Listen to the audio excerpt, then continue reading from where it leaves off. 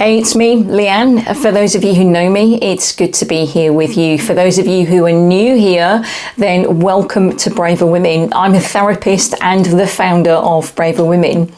And I want to come on tonight into the group to talk to you about something that's really going to help you. If you've been suffering from anxiety, which feels unexplained, if you can't work out why you're experiencing certain feelings and you feel held back by what you feel, then you're going to want to listen to this. I want to start actually by a quote that has stayed with me for many years, and this is going to be a nice introduction into what I'm going to talk about. Tension is who you think you should be, and relaxation is who you really are. Now, think about that. Think about how powerful that is. Most of the women that I work with, they've spent decades wearing protective masks or just performing versions of themselves to feel emotionally safe. Do you recognize this? Perhaps you've found yourself always unconsciously editing, always asking deep down on the inside when you're faced with different scenarios, relationships, or people in life, what's the acceptable version of me right now? And you may not even recognize it as that logical question, but it's a deeply felt sense of, am I enough? And if you've ever felt that way, then the episode that I've just recorded on the Braver Women podcast show might hit home harder than anything that you've ever heard from me before.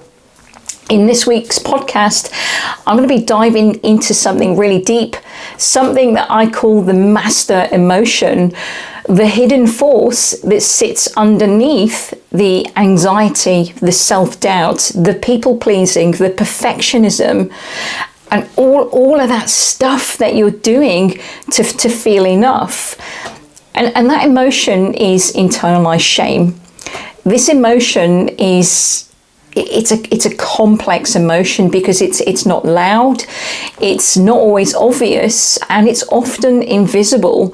And it's the kind of feeling that it brings to you, the kind of feeling that makes you experience those whispers on the inside of you're too much or you're not enough. The kind that makes you second guess yourself when you're deciding what to wear or how to style yourself as a queer woman. The kind that keeps you from fully using your voice, not because you don't know what to say, but because somewhere deep inside, there's still a fear of being fully seen and rejected. I don't know if you're able to recognize this now. And maybe you've been out and proud for many years, or maybe you've only just come out thinking that, that hardest part is now behind me. But something within you still feels off. You might feel anxious and still be full of self-doubt, questioning everything. And you might feel steady in some moments and totally frozen in others, and you don't know why. But the episode that I've recorded, this episode unpacks all of that.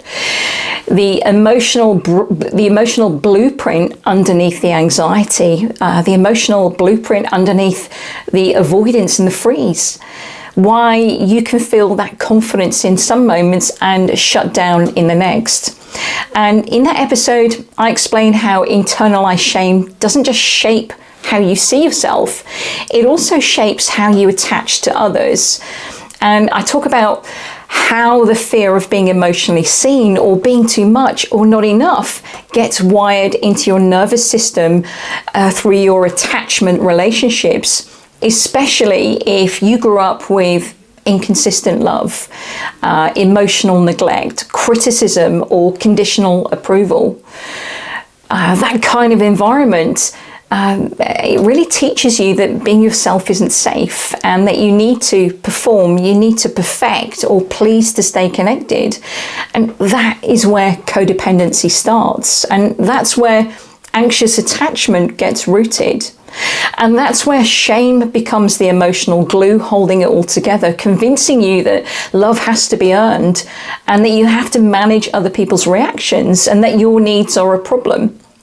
And In this episode, I also don't just talk theory, I share my story too. I think it's a big, important part of being braver, and removing shame is by sharing stories so that we can start to normalize some of the experiences that you have so you don't feel so alone. I also talk about growing up in a strict religious home, being visibly different from a young age, and the endless ways that I was told who I was. The endless ways in which I was told who I was also wasn't okay. And I talk about the masks that I wore, the pressure to get it right, and how those early experiences created a split between who I was and who I thought I had to be so that I could feel love and safety. This episode also walks you through how those early relational wounds, paired with the discovery of your queer identity, can lead to what I call double internalization, the deep body level belief that being you means risking rejection again. And when you've learned to see yourself through the lens of shame, even love can feel unsafe. That's why relationships can feel so confusing. One part of you wants to connect and another part pulls away or overfunctions to avoid abandonment. This episode helps you to understand that push-pull, not as a flaw, but as a protective response. And once you see that, you can stop trying to fix yourself and start unlearning what never belonged to you in the first place. I think this particular episode is something to sit with, something to return to, and I hope you do, and to let it land. And also, if you're new here in the Braver Women group, I want you to know that this is your space to bring whatever comes up for you. You don't need the perfect words, you don't need to tidy it all up, just come as you are. You know, healing this kind of shame doesn't just happen in isolation, it happens in connection, in safe spaces with people who get it. So if you listen to the episode and something cracks open on the inside for you, then share it. If you feel seen for the first time, say it. If you're scared to even name what came up, then that's okay too. You're still welcome. You know, this group and me are here to support you. We're here to hold a space for you while you start to learn to show up more as you, bit by bit, breath by breath.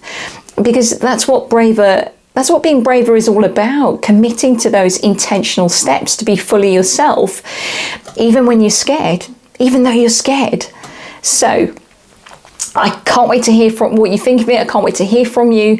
And I really hope it helps you to connect those dots and start taking those healing steps that I talk about.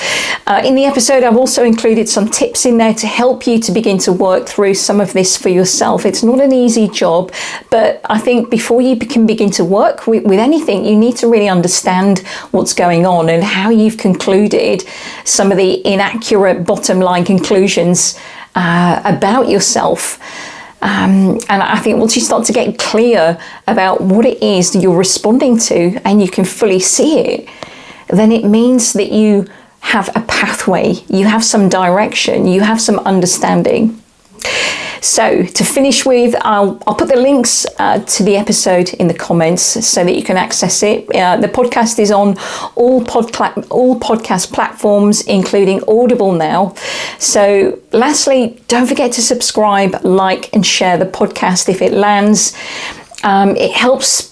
If you do that, it helps me to reach other women who might need to hear this type of talk, this type of advice. And also, if you have any questions, come back here and ask me. Ask away in the group. I love hearing from everybody around the world. We've got so many members in this group from all four corners of the globe. And if you want to learn to be braver, then you know where to find me.